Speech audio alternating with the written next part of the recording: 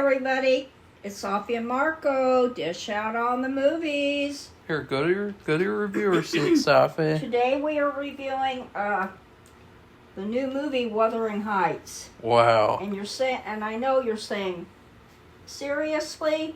Because how many remakes or how many creations of Wuthering Heights are we going to have to be saddled with? How many versions have you seen, Safi? None. I haven't seen any of them. I've read. It's funny. I've read mystery books where, like, they've had people who own a bookstore, and then the mysteries revolve around the bookstore, and they have some person who's obsessed with Wuthering Heights, and all these other, like, romance, historical fiction or something in the 1800s, but I have never been a fan of any of that. And Marco thought that I had read this when he was reading it in high school. Yeah, because Safi and I would kind of read the same book at the same time sometimes. Well, a lot of the times. And I don't know why. I just think it was a lot more helpful because, I liked doing it a lot because I got so much more out of the books, the writing structure, and as a person who is interested in being a writer, I thought it helped me with my writing, just to just see how, and he had to do all kinds. I mean, we had to read those books. I mean, I didn't have to, but you have to do this class. He had to read it line by line. I mean, it was very painstaking. And the most favorite one that I read with him was the Dracula book, the original Dracula book, and that is really an amazing book because the story it's just like this Wuthering Heights thing. There are so many. Of course, Marco's already told me this. That's not that I know, but there's been a lot of remakes and versions, and what happened if it looked like this, or what would have happened if something else didn't happen. I mean, it's just the whole thing. There's been a million versions, but this is it. This is the original version, and I was really shocked about everything, but I really loved it. What are you talking about? What? The Dracula book. Why are you talking about Dracula? I just that was my favorite one. Okay, well, you're not the one who went to high school, so. Actually, I did, but I didn't go to a very good one. You didn't even go to high school. You went to like a building that they called a high school. Practically. I hate to say that, but some people from my high school, they might watch this channel. I'm not really listening to this channel, but I think they might agree. Oh, no. It wasn't very good. Well, as I was trying to say earlier, it was helpful for Safi to read books sometimes with me because, when we would go to class, we would not get to have discussions about the books. We had to do very specific activities that they wanted us to do, or we discussed the book with the teacher, which is like no one wants to talk to the teacher, at least most of the teachers that we had. Yeah. And so, or there was never really any discussion, and that's a lot of what we do on this channel with these movie reviews.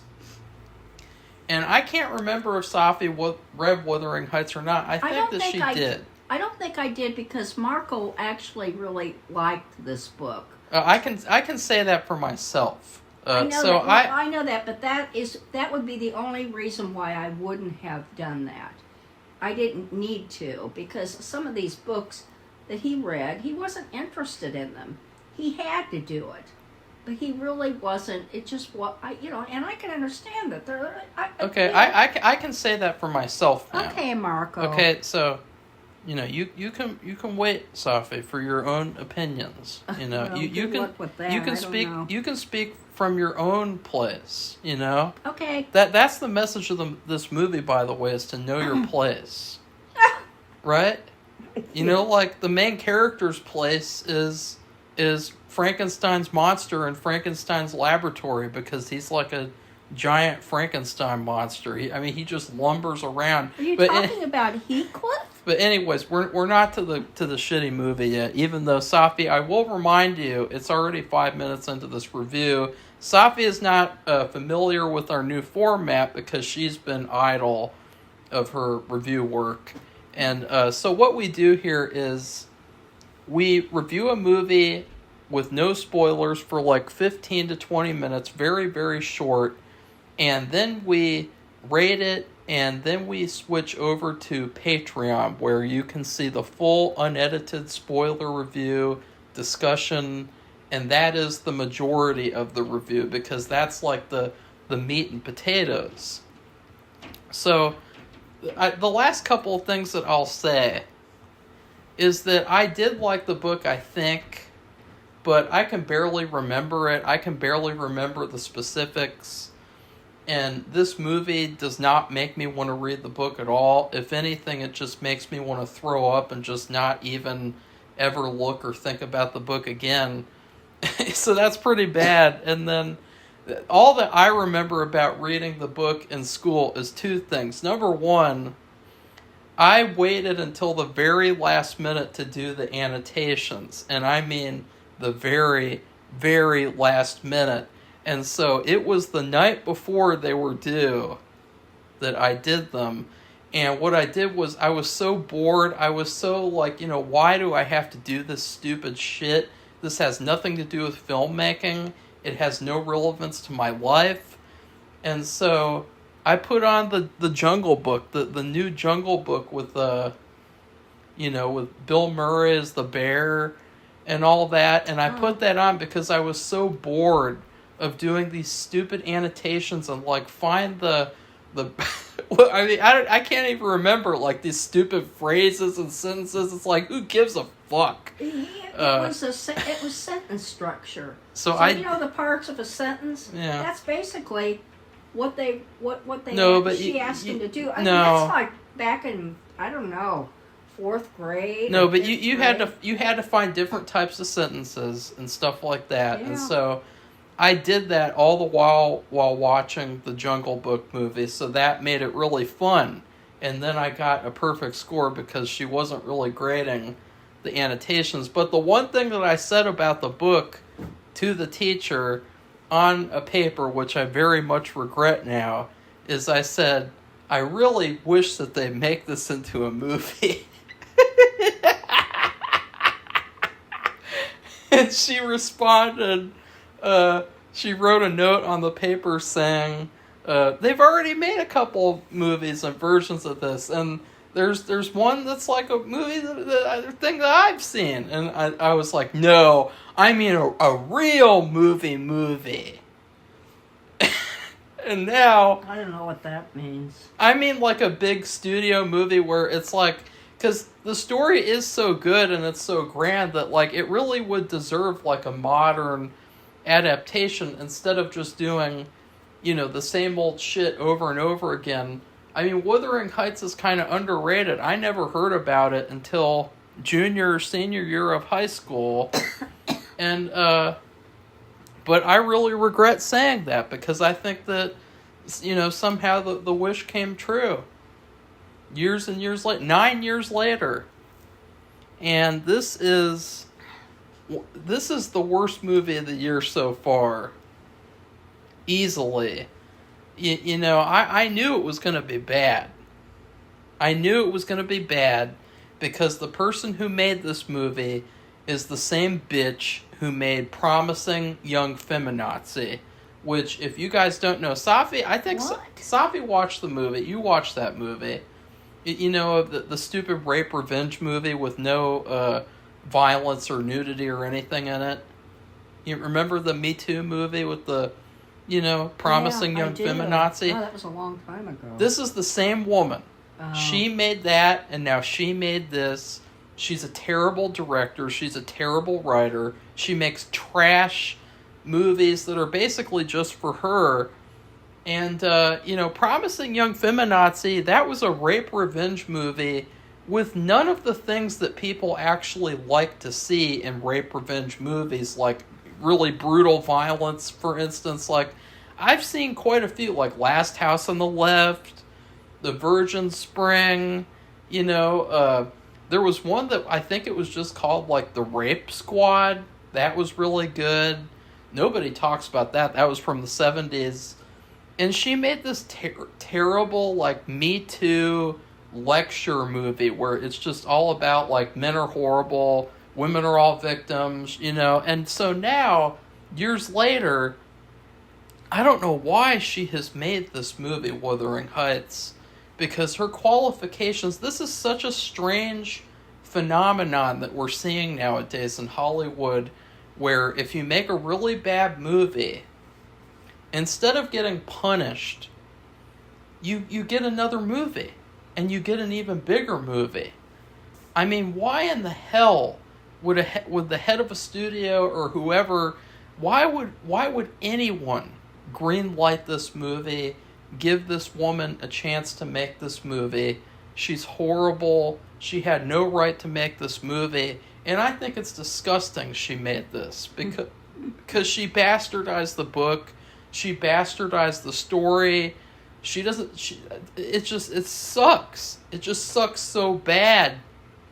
And it's a nightmare. It's like a nightmare. Like, if I could do a rant, like in the olden days where I would sit in the car and just scream about how bad a movie was, this is the movie that I would do it for. That's how bad this is.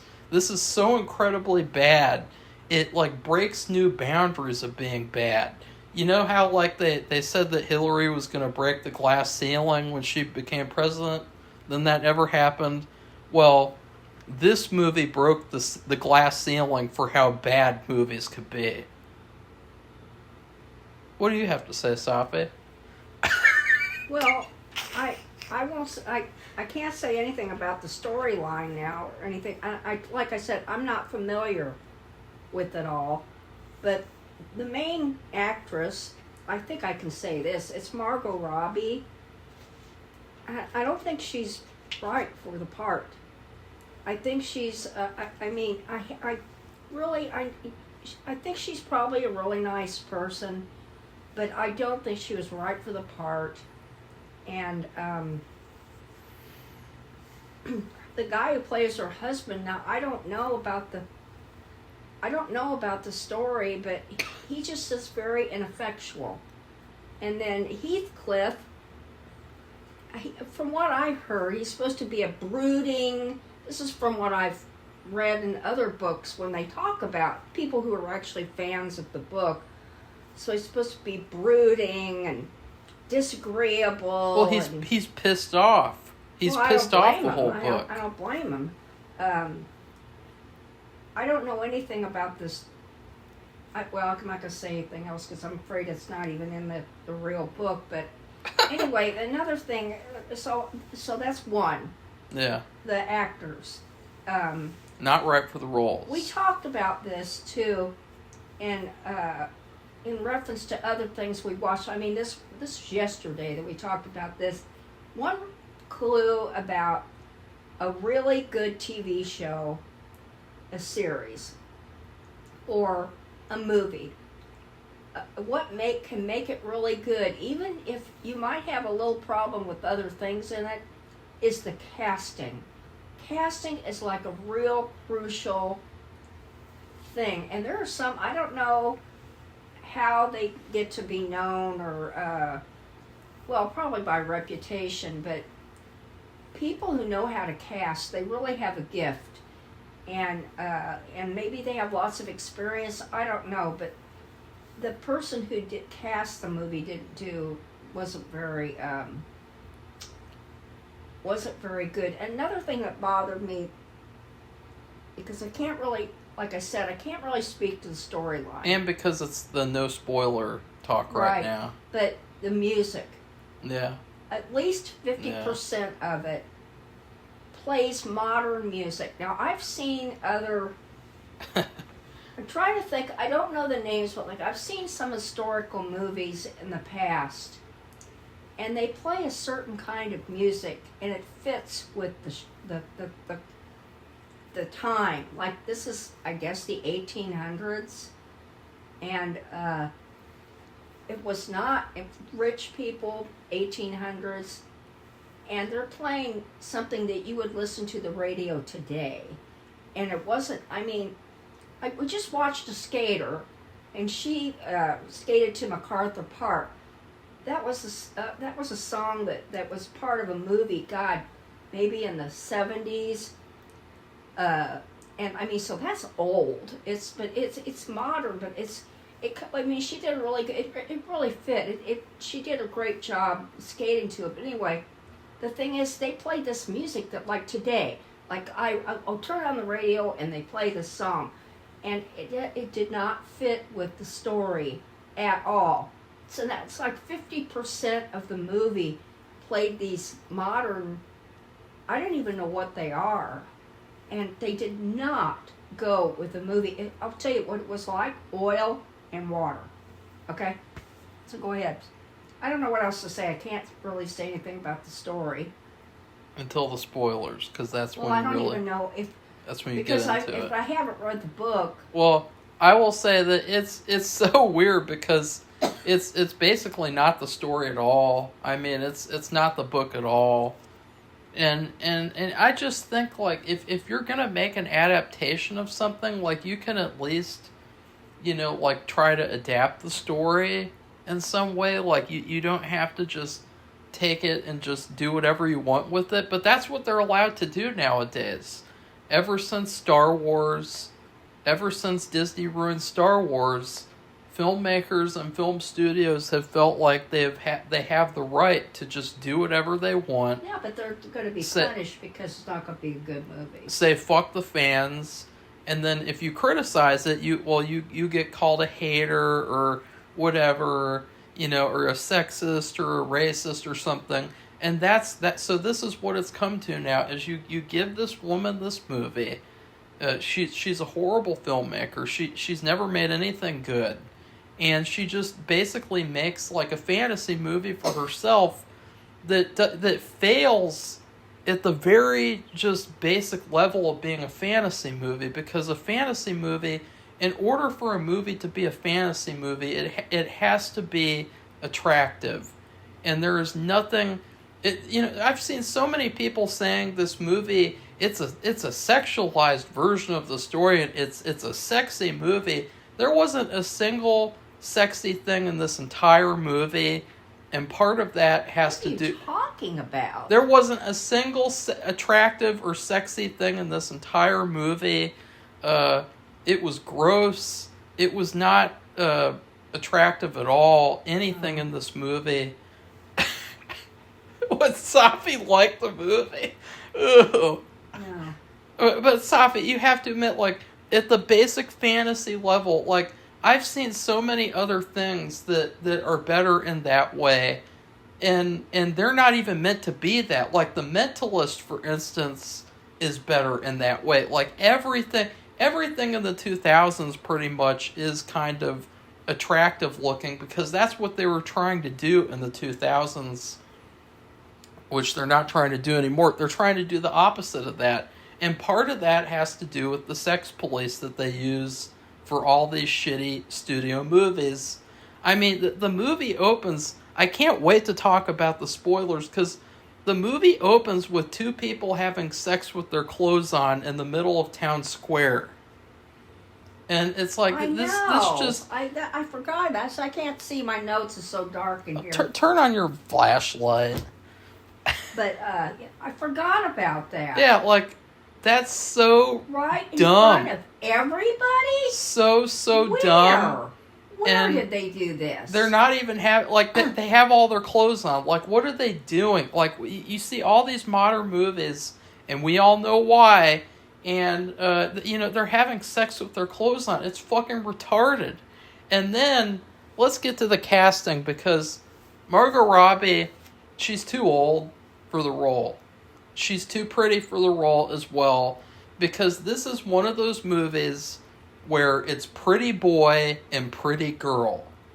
And so there's nothing here, to me, that I want to see. Is she older as far as an actress, and the guy who plays Heathcliff? Is she older than Heathcliff? I don't know. I got that feeling. She looks she's older older. than him. She looks older. And so this is actually a very funny thing because I've heard, in fact, I just saw something today, where actresses complain about how they get older and they're not allowed to get any roles anymore. I think it was Halle Berry who complained today. But, we're seeing constantly nowadays where, these older actresses are in these roles that are not meant for them at all. And you need to have, a young woman in her 20s.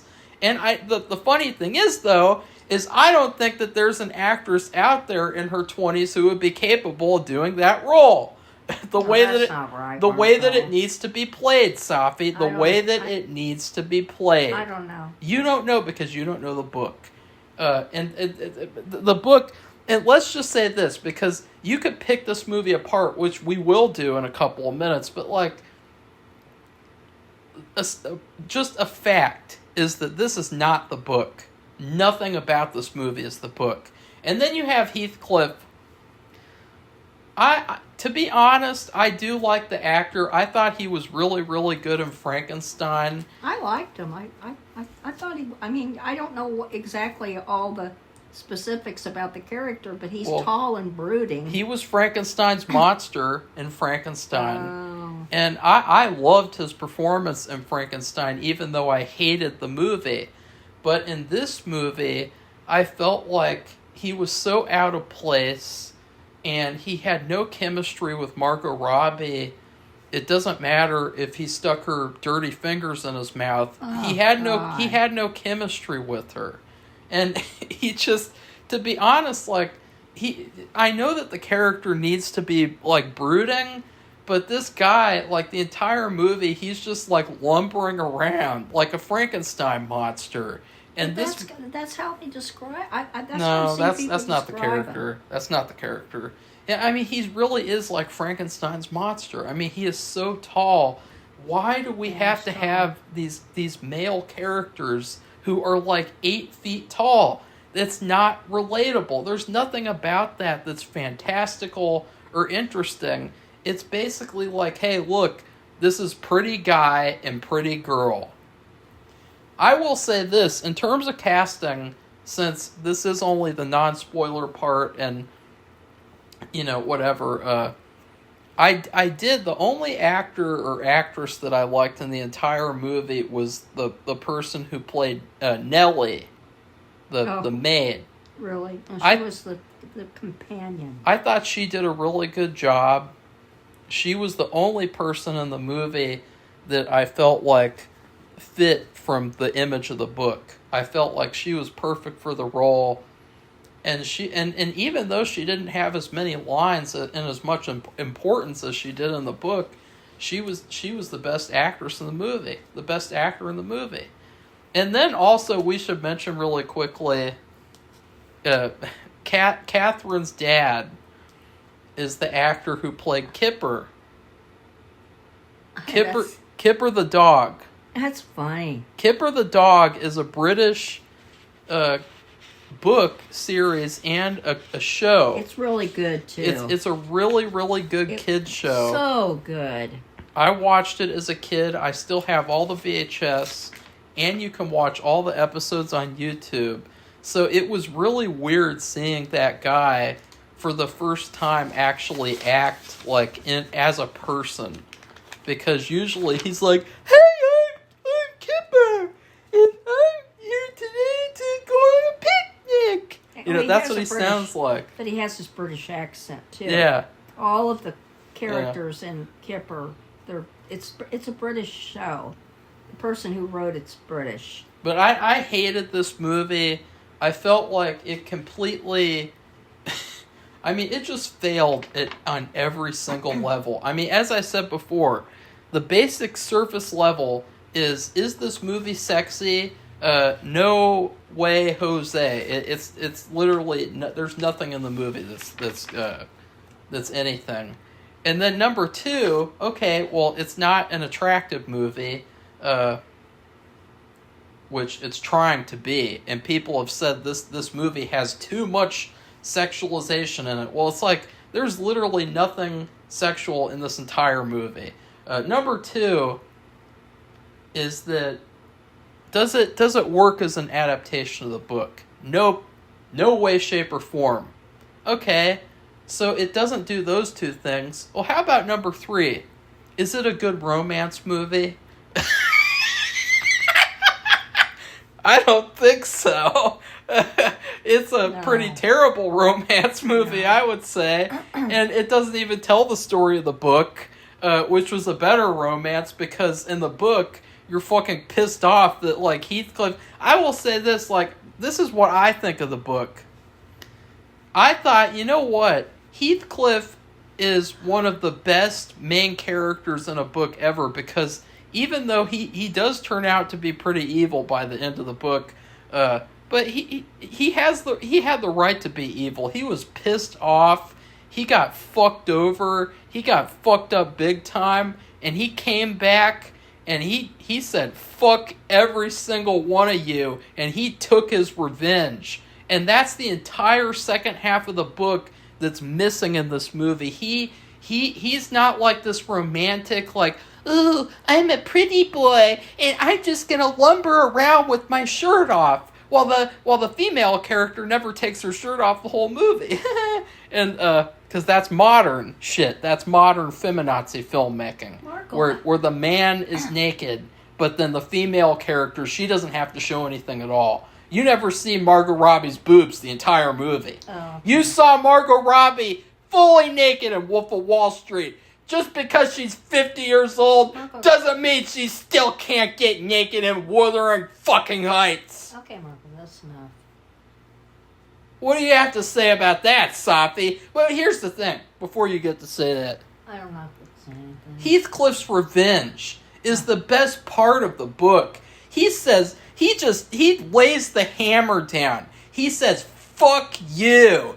And he just destroys everything. He's like that kid that you're playing a board game with, and he just says, fuck you, and he just turns the board over and throws everything everywhere. That's the type of character he is, and you don't get to see that in this movie, because this movie was just the director's stupid masturbatory fantasy that sucks, and there's nothing any fantastical shit in this movie anyways. So that's what I have to say about fucking Wuthering Heights.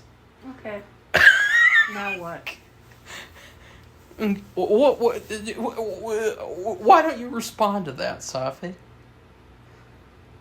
He did have some revenge. No, he didn't. Yes, he did. No, he didn't. Yes, he did. No, he didn't. But it probably, on the scale that Marco is talking about, no.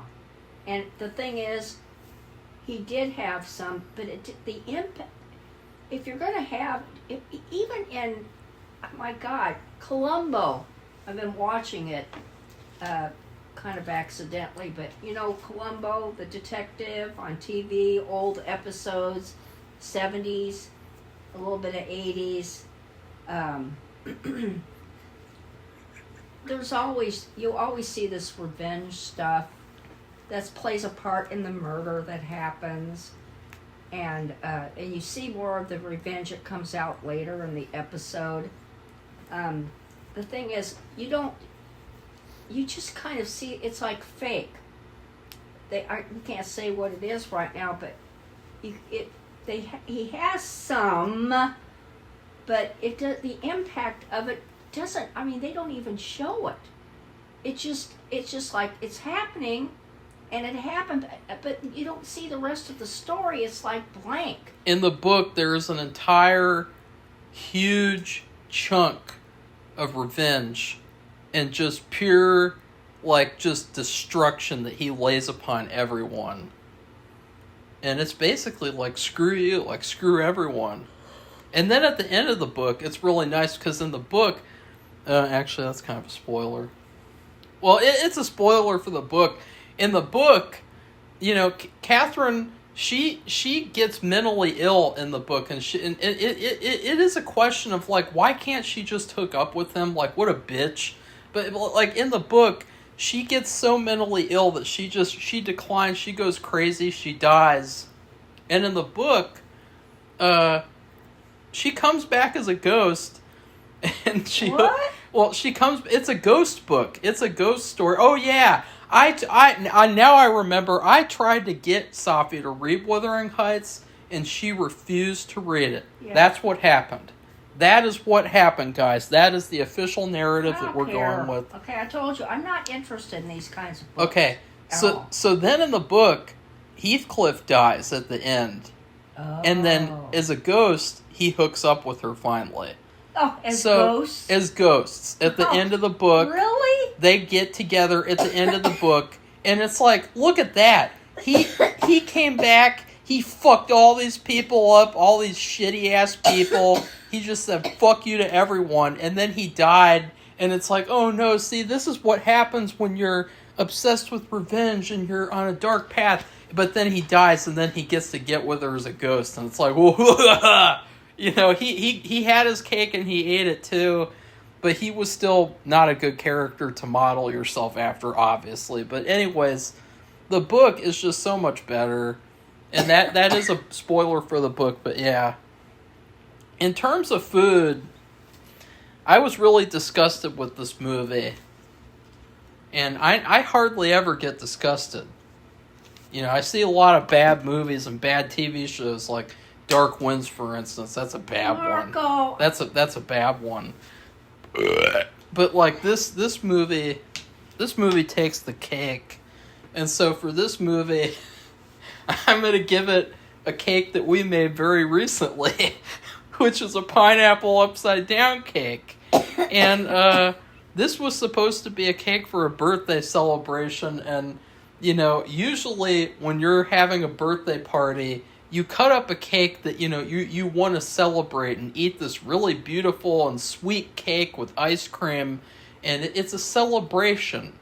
And when you cut into this disgusting, dried out square of sadness, there's nothing to celebrate over that was in that pineapple upside down cake. It was like a square of despair. I put it on the plate, and it was all dried out. It was dense. It was so dry, it could have been Betty White's skeleton in it. And then you had the pineapple on top, and the pineapple was as rubbery as all hell. And then there was a cherry on top. The cherry was okay, because I put that on last. I told you to do that. And then you had the ice cream. It was vanilla ice cream. So you have this vanilla cake. There's no pineapple taste in the cake at all. And I thought, like, you know, pineapple upside down cake, like, I love pineapple. I eat pineapple almost every day. This is not the pineapple upside down cake that I'd like to have. This is just gross. It's disgusting. It's not healthy. And I think that this person was trying to have a quote-unquote healthy option cake. It's not healthy at all. And it was just so vanilla and so boring and shitty and bad. Safi, what do you have to say? I don't know. Why? I don't know. I guess really, I don't know what to give it, except it's supposed to be made up after a book, right? Yeah. The book is very famous, and some people probably have read the book 100 times or more. It's like one of these movies, Marvel movies, where some people have gone to see the movie 300 times or something, and this book is like that. They have fan clubs and stuff. I mean, I've read about this. So anyway, I'll just give it a taco with just meat in the shell. And, or you know what I could give it? It would be this new diet that's been recommended to people in the United States by the Secretary of, what is she? The Secretary of Retardation. No. I can't even, Oh wait, that's RFK. Agriculture. Oh wait, that's RFK. It's agriculture. Who says, after getting AI, instead of looking at Depression era cookbooks, even online, there are YouTube videos with ladies, because it was mainly ladies, at least from what I understand, since my mom was in the Depression. She's dead now, but anyway, instead of looking at those things and really doing some really good research about how to use your resources without spending a lot of money and, like substitutions, all this stuff. They did some kind of AI BS, which I have a problem with AI. And anyway, and they came up with the healthiest food combination that we could have. It's a piece of chicken, a tortilla, and a piece of broccoli. And that should be a good meal to have, I guess, every day? And one other thing. Oh yeah, one other thing. That isn't specified at all. Everybody has the same meal in the family? No, that's breakfast, lunch, and dinner. So it's one meal per day. 3 meals a day of the same thing. Really? Yeah. I mean, so that's kind of what this movie is, because it's like a poor representation of something that's really can really be good. Do you think Depression era cooking was really that boring? No, I'm not going to say all this stuff. Go look it up. Just because there was one woman who was doing, she was making recipes, and she's passed away now, of course, because, she was older. She's probably in her 80s. Well, she passed away. But she did all kinds of Depression-era recipes on the YouTube. And it was very interesting and good. And, of course, I have my own mom who grew up in the Depression, and she told me things that they had and what they would do. So, without using AI, because, of course, back then when my mom was still alive, there was no such thing. I think that if there was a second Great Depression, instead of people starving, we should just round up all the rich people and all the politicians and eat them. Because why should we have to starve? No, why? Okay, we're not going to do that. I've hinted, I don't really talk about that because this isn't a political channel. Well, now there's enough of those, okay? I want to say... I'm very political, and I could say a lot about that, but I'm not going to do it. Before the spoiler review, which we're already... Just so you know, I'm not saying this to intimidate Safi. I'm just saying it so that she knows it's 37 minutes in. Excuse me. So, I wanted to say one last thing about Margot Robbie, though, because... rest in peace to Margot Robbie's career. Because she's been in some terrible movies like Barbie, Babylon.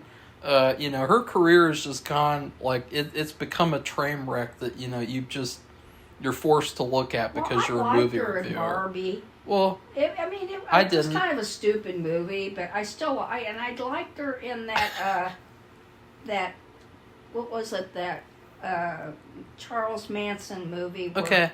I thought she had a little part. It wasn't that big. That was before the downfall of her career. And I will say I like her as an actress, but I will say this, and this is a huge fuck you to feminism. Because for all the biatches who talk about feminism and all this crap, and if Margot Robbie was around in the 1950s and the 1960s, we would look back and we would see, oh my God, there's 20 to 30 to 40 incredible old movies that Margot Robbie was in, and she starred in. She was really good. Because you say that for a lot of these old actresses, even like the ones of Once Upon a Time in Hollywood. But nowadays, you could never take any actress from back then and put her in nowadays, and then she'd have a bunch of good movies. And the reason why I'm saying that is because back in the olden days, these actors wouldn't get to choose like this what films they would do. The studios would choose. They would put them where they fit. They were in contract with the studios. And so the reason why I'm saying that is because Margot Robbie's career is just it's in shambles. It's in complete shambles because she's in all these stupid, shitty movies when she could be in really, really good movies, which is what would have happened in the 40s, the 50s.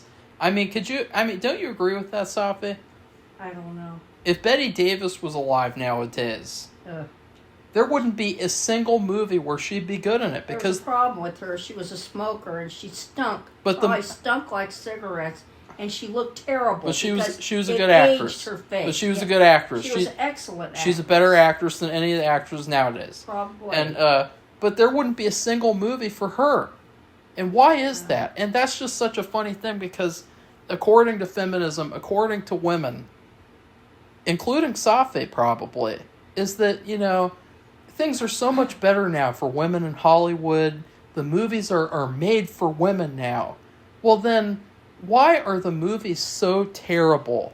And why were the movies so much better back then? And why were the actresses and the characters that they played so much better in the 1930s and the 1940s? Maybe Margot Robbie needs to go back to the 40s. Get in a time machine, go to the 40s, because then she could have a good actress career. She could have a good acting career, instead of being in this 50-year-old, I don't know how old the director is too, like this old director feminazi woman's wet dream fantasy about fucking Wuthering Heights, when she just fucked it all up. Okay? What do you have to say to that, Safi? Whatever. I told you I haven't read the book, so I can't really speak to it. It just sucks. So anyways, that is our non-spoiler review. If you want to see the rest of the discussion, head on over to Patreon. Patreon. So for